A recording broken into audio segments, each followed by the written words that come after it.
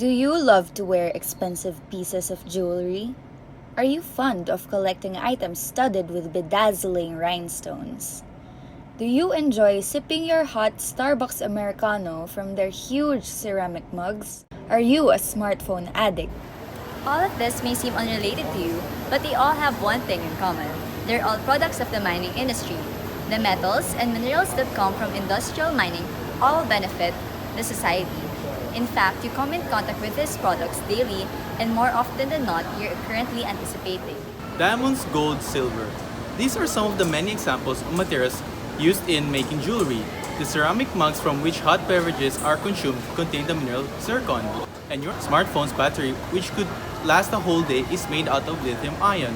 Apart from this, smartphone durability is due to the composition of metals and transition metals like iron, gold, silver, nickel, and the like. Mining is generally defined to be a complex process of extracting any non-renewable but profitable geological materials. Other products would also include anything that holds some economic value to the miner and the mining company.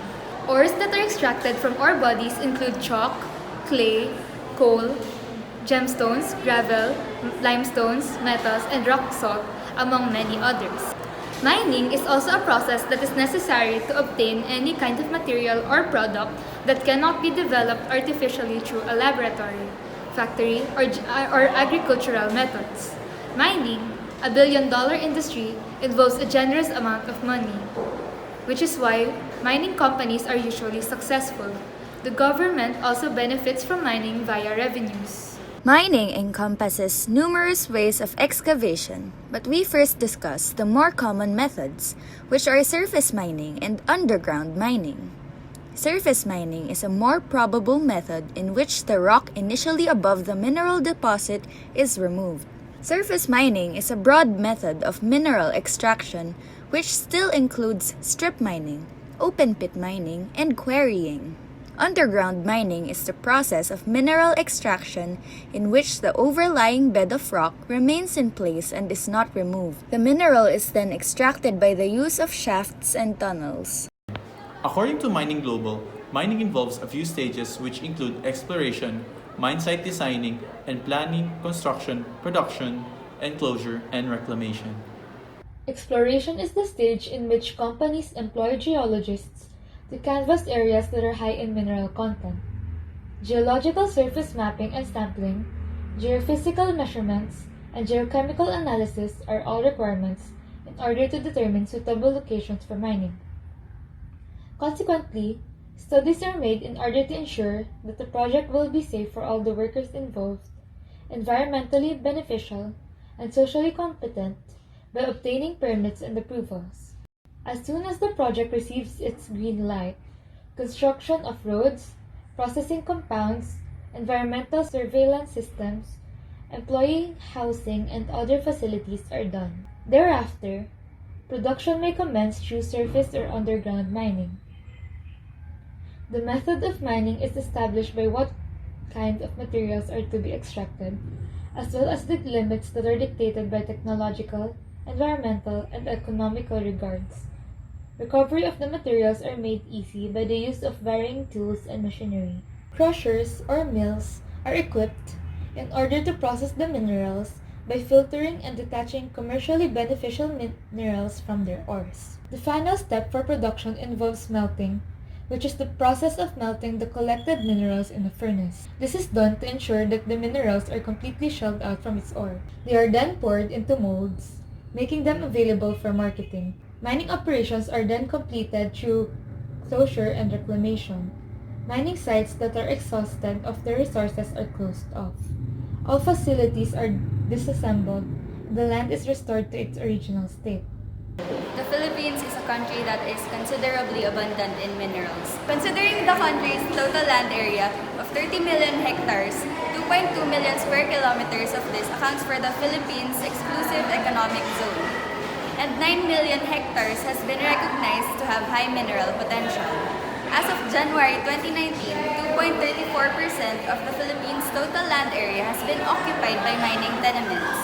However, a portion of this percentage is subject to mandatory abdication provided by the law, meaning there are illegal mining sites all over the country. There are different government agencies that are inclined to mining and the geosciences. One example will be the Department of Environment and Natural Resources Mines and Geosciences Bureau located in Diliman, Quezon City. The Mines and Geosciences Bureau's mission aims to promote geological studies for the benefit of socio-economic development and economic protection. The MGB claims to promote the exploration, development, utilization, and conservation of mineral resources. This government agency, as of March 2018, has shown data that produced an estimate of 20.765 metric tons of gold, which is worth $866.72 million or 44.81 billion in Philippine peso. Apart from gold, other base materials that are commonly found in the Philippines, which includes silver, copper, and chromite, which collectively produced 121 billion pesos in 2018. And to further specify, the Philippines is also the world's largest nickel supplier. Considering these whopping values, it is bewildering to think that the Philippines remains to be a third world country up to this day. Philippine laws regarding the mining include Republic Act No. 7942, the Philippine Mining Act of 1995, which regulates the conservation and development of the minerals here in the country. This Republic Act is regulated by the Philippine Constitution. It imposes that the state, both the government and the private sector, are held liable and are responsible for the rational exploration, development, utilization, and conservation of both the environment and affected communities with regard to mining, as well as all mineral resources found in public and private lands within the exclusive economic zone. The implementing rules and regulations of mining, which is still in line with the Philippine Constitution, is enforced by the Department of Environmental and Natural Resources Administrative Order No. 201021. At present, we continue to give credit to the mining industry for these numerous benefits and provide recognition for those who are along its front lines, those who are undaunted enough to brave the battlefield, the miners. These miners are commendable because of the effort related to mining is demanding and challenging. Granting all this, our miners face health issues and safety hazards. Insufficient amounts of safety equipment leave workers at risk, especially those who are deployed in underground mines. According to the Philippines Department of Labor and Employment Bureau of Local Employment, a miner's basic salary is worth more than 400 pesos a day in metal ore mining. This is inclusive of food allowances, 16th month pay, accident insurances, homing provision for their families, among some benefits or compensations.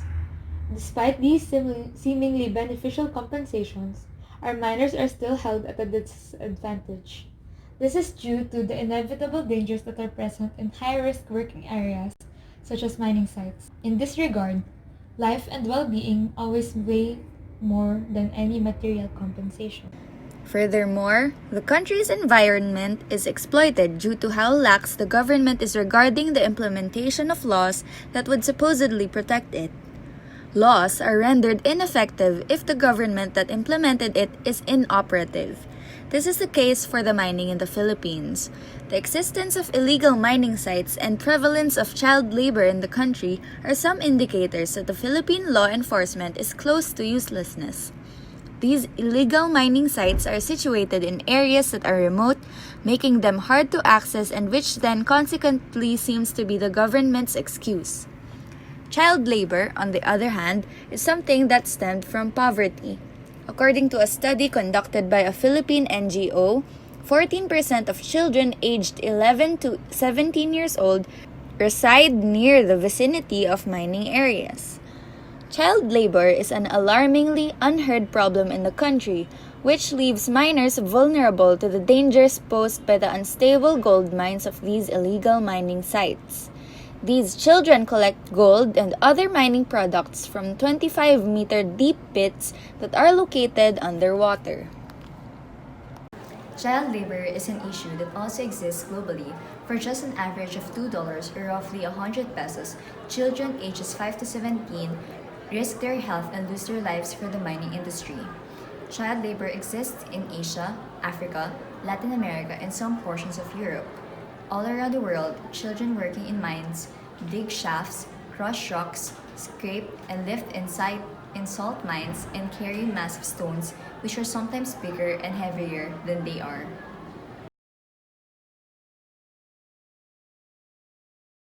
So, despite the contribution of mining to the development of our civilization by providing us with minerals, which is essential or important for infrastructure, technology, and energy, it still poses great threat to human health. For example, those workers or miners who suffers from long exposure to heat, dust, fumes, and chemicals in their working environment. They also suffer from physical pain, stress, and accidents. Mining causes also environmental problem, which in turn results to health problems. For the large-scale companies, so they have the money or the capacity to buy safety equipments for their workers, such as helmets, gloves, masks, goggles, earplugs, boots, and they have the proper uniform. And also they can buy technological system like gas monitoring system, ventilation system, and mineral detecting system, which makes their work easier and safe.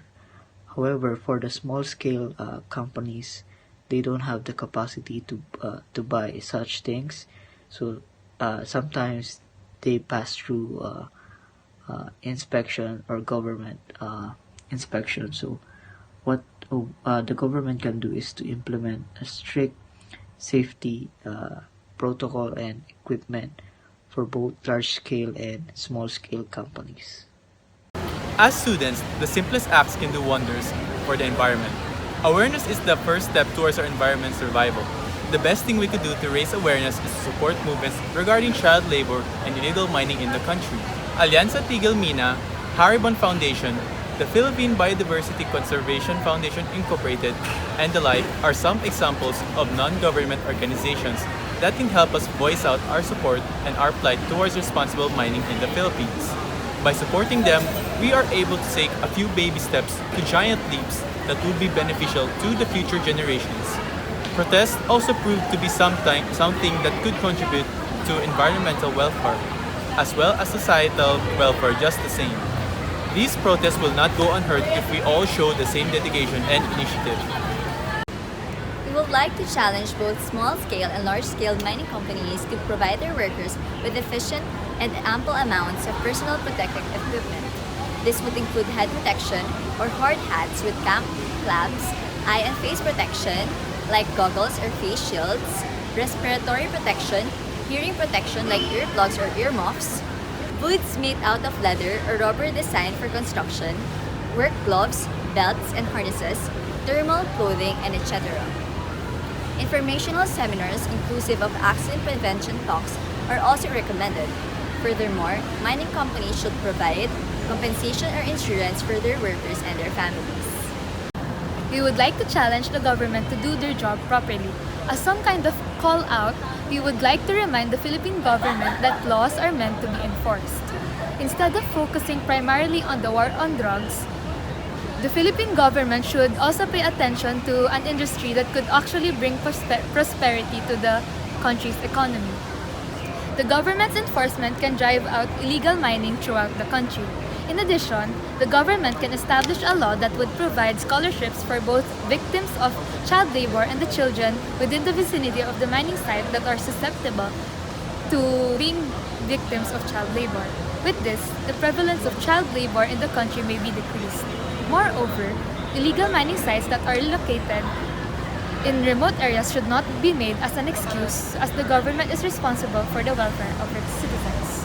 Regulation and monitoring of every mining site in the country should be made possible and should be effective. Also, according to the Human Rights Watch or of the Child Labor Coalition, boycotting the products of the mining companies where child labor is present is already a futile solution, and that levels of child labor may still increase regardless.